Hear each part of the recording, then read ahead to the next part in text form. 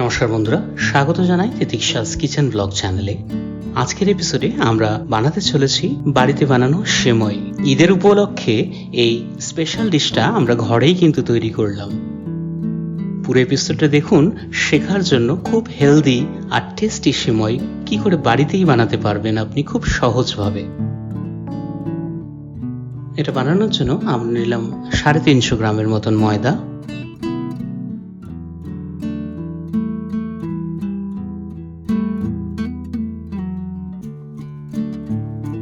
ময়দাটাকে আমরা ফার্স্টে চেলে নিচ্ছি।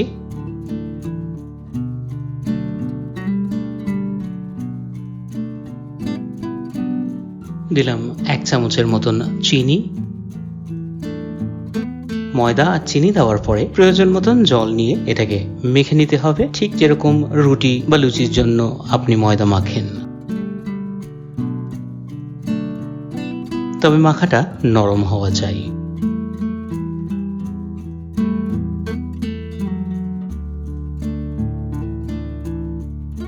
একবার মাখাটা কমপ্লিট হয়ে গেলে এটাকে আমরা ঢেকে মিনিট 10 মতন ছেড়ে দেবো সেট হওয়ার জন্য।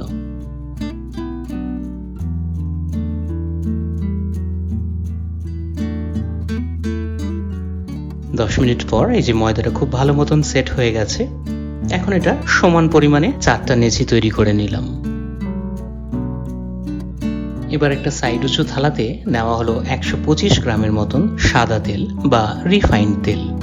সাথে নিলাম 85 গ্রামের মতন কর্নফ্লাওয়ার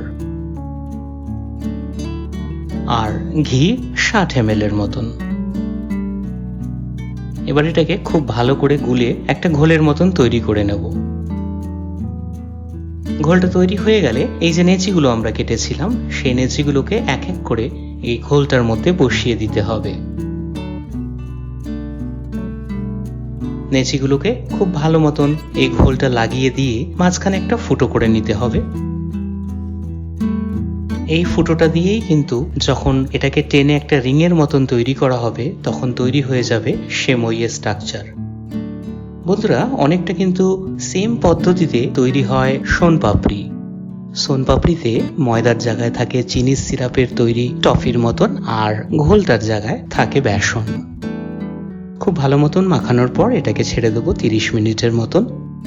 30 মিনিট হয়ে যাওয়ার পরে এটাকে টেনে ঘুরিয়ে পেঁচিয়ে 15টা ভাঁজ করতে হবে। ভাঁজটা আপনি যত ভালোভাবে করতে পারবেন সেমইটা কিন্তু ততই সুন্দর হবে। ধৈর্যপূর্ণভাবে সমানভাবে টানতে হবে কিন্তু এই রিংগুলোকে। প্রথমবার হয়তো একদম পারফেক্ট নাও হতে পারে, তবে স্বাদে দোকানের কেনা সেমই থেকে লাখে গুণে ভালো হবে। একবার খুব ভালো মতন টানা হয়ে গেলেই আমাদের সেমইয়ের স্ট্রাকচার কিন্তু একদম রেডি হয়ে যাবে। তারপরে এক এক করে সেমইটাকে প্লেটে উঠিয়ে আমরা ভেজে নেব সাদা তেলে।